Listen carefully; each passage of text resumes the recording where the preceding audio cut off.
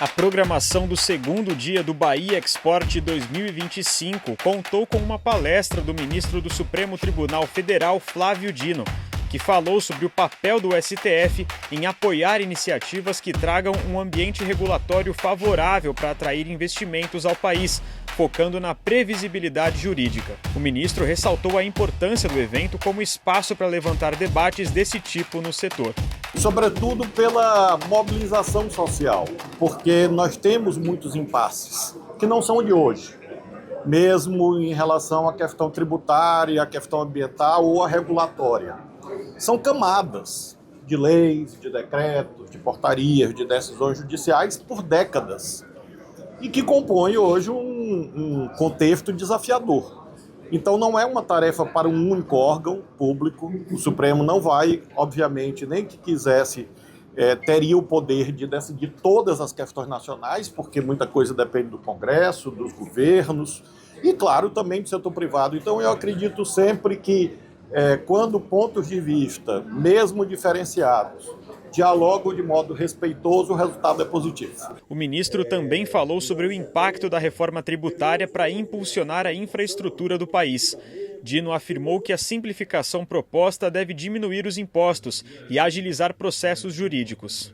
Acho que ajuda o setor privado, porque confere mais estabilidade jurídica e, ao mesmo tempo, acho que facilitará a tarefa do judiciário de aplicar a lei em cada caso concreto. E eu tenho, portanto, expectativa de que haverá, como cidadão brasileiro, outras etapas da reforma tributária para tratar de outros temas. Por exemplo, a chamada regressividade do sistema tributário, no sentido de que ele não cumpre adequadamente o princípio da capacidade contributiva que está na Constituição. Um novo marco regulatório do setor portuário esteve em pauta. Flávio Dino defendeu uma pluralidade no modelo de gestão dos portos brasileiros, para atender à necessidade de cada região e instalação do país. Não acharia positivo que houvesse um único modelo.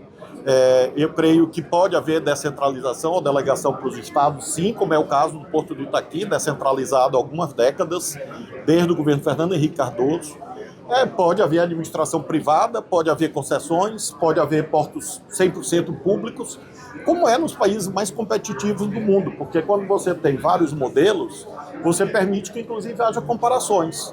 Logo após a palestra do ministro Flávio Dino, o ministro da Casa Civil da Presidência da República, Rui Costa, fez uma apresentação sobre as obras do PAC na Bahia e os impactos positivos na logística de cargas do estado. Um exemplo disso é o investimento na área naval, que tem a Petrobras como carro-chefe, mas o país aposta fortemente no investimento em portos, na cabotagem, ou seja, no transporte. O Brasil tem uma costa enorme, tem rios extremamente navegáveis e, portanto, nós estamos iniciando um ciclo de alta. Temos uma curva de emprego sendo retomada. Hoje temos mais do dobro do emprego que tínhamos no início do governo do presidente Dilma na área naval.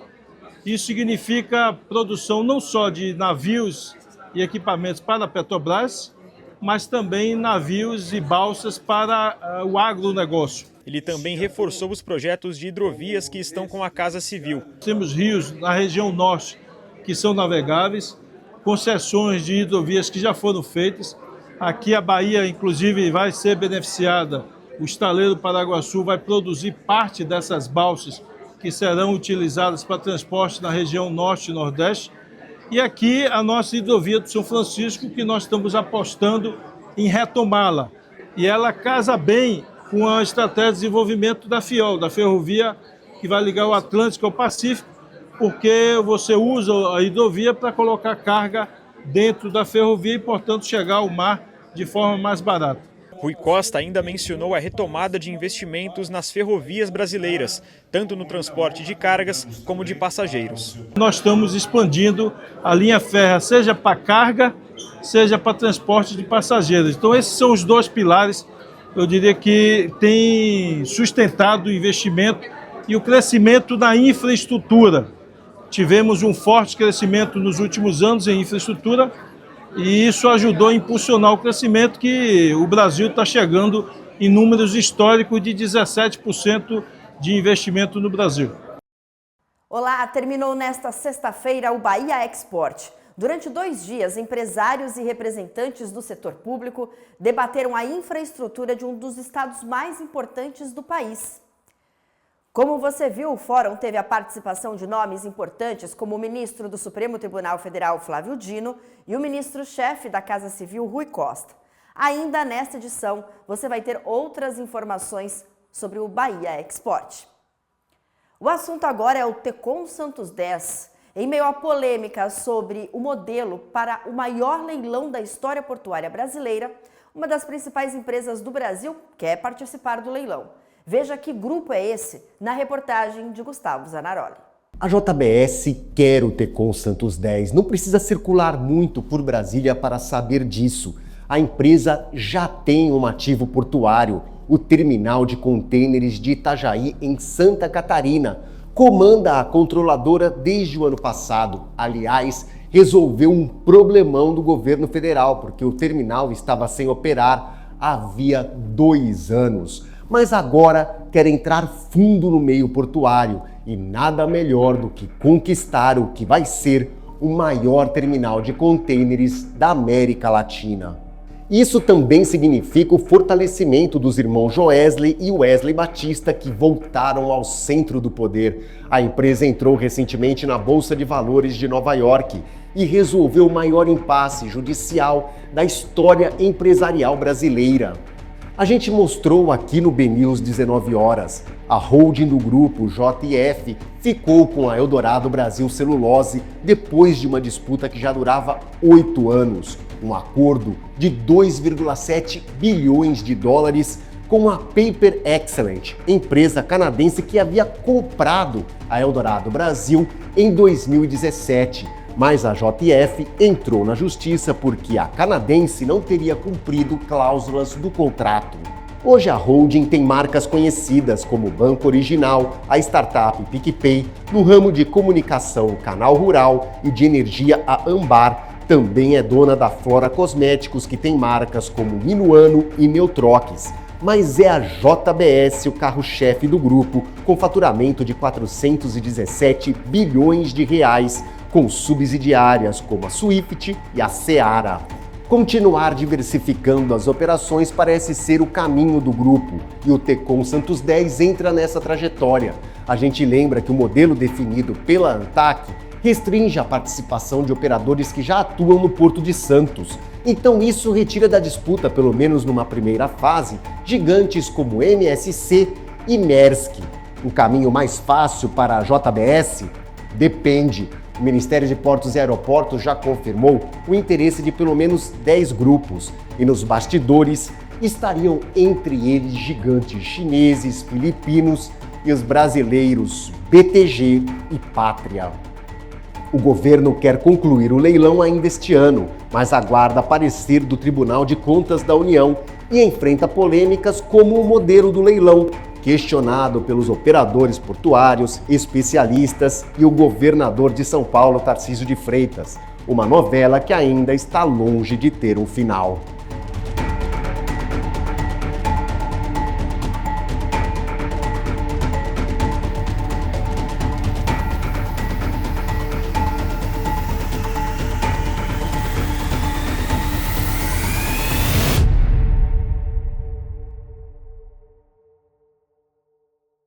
Desde que assumiu o porto de Itajaí, em uma concessão provisória, a JBS investiu 130 milhões de reais. O Tecon Santos 10 vai ser instalado no bairro do Sabuó, em uma área de 322 mil metros quadrados. A previsão para o novo mega terminal é operar 3,5 milhões de contêineres por ano.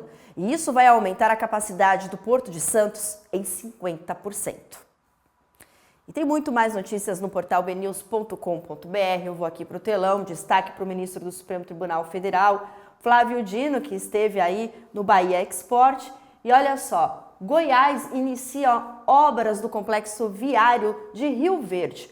O governo estadual iniciou as obras do complexo viário de Rio Verde, no sudoeste do estado, com um investimento de 152 milhões de reais, vindos do Fundo Estadual de Infraestrutura, a iniciativa estratégica para a logística agrícola local inclui a duplicação, restauração e pavimentação de 3 trechos da rodovia estadual e ainda a construção de um viaduto. Então, uma boa notícia aí para a mobilidade e para o transporte aí também de cargas aí no estado de Goiás. E o Ministério dos Transportes e a VLI Logística acertaram a renovação antecipada da ferrovia Centro-Atlântica até 2026. O novo acordo foi fechado com a previsão de investimentos de aproximadamente 20 bilhões de reais na malha ferroviária. Entre as obrigações assumidas pela concessionária está a revitalização completa do corredor Minas-Bahia, que liga Corinto, em Minas Gerais, ao porto de Aratu, na Bahia. O Ministério dos Transportes enviou os termos da renovação para a ANTT, a Agência Nacional de Transportes Terrestres, que vai analisar a modelagem econômica financeira e o plano de exploração ferroviária apresentados pela VLI. A outorga, que é o pagamento ao Tesouro Nacional, está estimada em menos de R$1 bilhão. Vamos agora a um giro de notícias pelo Brasil e pelo mundo. Um avião modelo Boeing 747 bateu a asa na pista ao pousar no aeroporto internacional de Taoyuan, em Taiwan. O país asiático sofreu com um tufão que atingiu ventos de até 191 km por hora. Não há informação sobre feridos. O Ministério dos Transportes de Taiwan afirma que mais de 380 voos foram cancelados por causa do temporal. A Cosan confirmou nesta sexta-feira que o plano para vender parciais do grupo é prioridade, com o objetivo de reduzir o endividamento da holding. As informações foram passadas pelo presidente da companhia, Marcelo Martins, em teleconferência com acionistas e investidores. Ele disse que já há negociações em andamento e que a expectativa é que a Cosan apresente ao mercado os ativos que poderão ser vendidos até o final do ano. O Japão quer construir uma rede logística que vai se estender do Oceano Índico até a África. A informação foi publicada no jornal Nikkei Asia. O objetivo é capturar demanda nos mercados emergentes africanos e buscar objetivos de segurança econômica, como a garantia de fornecimento estável de recursos naturais. Para aumentar o transporte marítimo no Oceano Índico Ocidental, Tóquio vai usar a assistência social ao desenvolvimento para construir portos e estradas na África Oriental. O projeto vai usar o porto de Nacala, em Moçambique, e o porto queniano de Mombasa. A Autoridade Portuária de Santos contratou a empresa DTA Engenharia para fazer o derrocamento do canal do Porto, o que vai permitir aumentar a profundidade para 16 metros. A empresa também vai realizar os projetos básico e executivo da obra. O contrato, no valor de R$17 milhões, foi firmado na última segunda-feira. Segundo estudos recebidos pela APS, são 31 pontos existentes na infraestrutura aquaviária do Porto de Santos em que há rochas que impedem o aprofundamento. O volume de rochas é estimado em 10 mil metros cúbicos. O aeroporto de Porto Velho, em Rondônia, ficou fechado por mais de 3 horas para pousos e decolagens por causa de uma suspeita de bomba em uma mochila abandonada por um homem no terminal de passageiros. Foi na noite desta quinta-feira.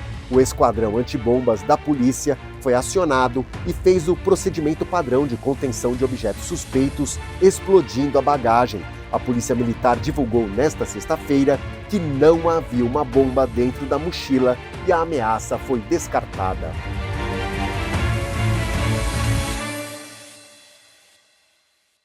As deficiências logísticas dominaram os debates no Bahia Export. Representantes de diferentes setores ressaltaram que o problema limita a competitividade do Estado e compromete o potencial baiano de se consolidar como eixo logístico nacional. O estado tem 2 entre os principais portos em movimentação no Nordeste. Só nos primeiros 6 meses de 2025, movimentou mais de 21 milhões de toneladas, número que poderiam ser ainda mais altos se a Bahia contasse com infraestrutura logística. As estradas têm condições precárias e não existe uma ligação ferroviária. As cobranças por investimentos ecoaram durante os 2 dias do Bahia Export. Precisamos realmente avançar numa agenda positiva. Precisamos tratar de investimentos, precisamos tratar de integração. Precisamos tratar, logicamente, de uma agenda que a capacidade de produção do agro vai ser sempre muito maior do que a capacidade de construir rodovias, ferrovias, hidrovias. Aqui a presença do nosso secretário Dino Batista, representando o ministro Silvio Costa Filho. E aí existe talvez um caminho, e eu ponho aqui como reflexão final da minha fala, que é o caminho que tem acontecido em diversos outros estados, em diversos outros movimentos. A capacidade do Estado, seja do governo federal, seja do governo estadual de investimento, é muito baixa, é muito pequena, mas o setor precisa investir, o setor precisa avançar. Para as autoridades, os gargalos logísticos prejudicam a competitividade, impedem o crescimento econômico. Já tivemos uma malha ferroviária que cortava praticamente todo o estado com as short lanes. Hoje nós não temos 1 quilômetro num estado que tem a dimensão da França, que tem uma fronteira, como foi dito aqui na palestra de Roberto Zitti, mas nós temos 7 ou 8 estados limítrofes, nós estamos no meio do Brasil, com a Baía de Todos os Santos. A gente podia ser o grande eixo de puxar essas cargas todas do oeste, Goiás, Tocantins, irradiar Mato Grosso, Piauí, e nós não temos isso porque nos faltam justamente a infraestrutura. O governo federal busca melhorar a infraestrutura do Nordeste com o aumento de leilões. De acordo com o secretário especial de programas de parcerias de investimentos da Casa Civil, a quantidade de leilões no Nordeste passou de 19 para 28 nos últimos 2 anos, crescimento que chega a quase 50%. Tem os investimentos que a gente tem feito na Bahia, o crescimento da economia. Felizmente, os economistas têm errado nas nossas previsões de crescimento de PIB no Brasil. Gavasa conseguiu agora reduzir o preço do gás, pouco ainda, né? Mas reduziu, aí, eu acho que em 8% ou 10% o preço do gás. E com isso a gente pode ampliar, aqui você viu aqui os investimentos da Selen, lá do grupo, lá em Luiz Eduardo, usina de etanol, né? A área de mineração, aqui vocês vão ver o painel para isso, e tem outro grupo também investindo lá na região de Jaborandim, numa outra usina de álcool. Esses são os eventos que a gente passa por um investimento, a gente aqui, de melhoria disso. Salvador, uma das principais capitais brasileiras, investe para melhorar a logística. O projeto do Porto Organizado está em expansão, com fases de licenciamento em análise pela administração municipal. Temos também a necessidade de conectar nossas cidades com ferrovias e melhorar o acesso das rodovias para que a gente possa ter uma competitividade maior. Então, aqui é uma oportunidade de expor para os investidores, todos que compõem esse setor, as ações que o poder público está desenvolvendo, as articulações que nós estamos fazendo, também ter conhecimento dos projetos que estão sendo desenvolvidos, a gente trabalhar de mãos dadas, somando esforços para gerar emprego, gerar renda, fortalecer a economia do nosso estado e da nossa cidade. Avanços que precisam contar com parcerias da iniciativa privada. Mais uma vez, uma grande bandeira aqui deste fórum que reúne os principais empresários, as principais empresas do setor de mineração ao setor portuário, passando por diversas cadeias produtivas, passando pelas principais entidades de classe. Vejo aqui presente Gesualdo Silva, presidente da Associação Brasileira dos Terminais Portuários, Angelino Caputo, dos terminais retroportuários, afandegados, do Ricardo Molitzas, que veio lá de Santos, presidindo o nosso Conselho de Santos, mas que é vice-presidente do IBL, do Sérgio Aquino, presidente da FENOP. Então, essas entidades todas aqui presentes, muito importante, Mário Povia ali no canto, representando o IBI. Então, muito importante que nós tenhamos cada vez mais essa integração. E o BNews 19 horas desta sexta-feira fica por aqui. A gente volta na segunda-feira. Um excelente final de semana para você. Boa noite e até lá.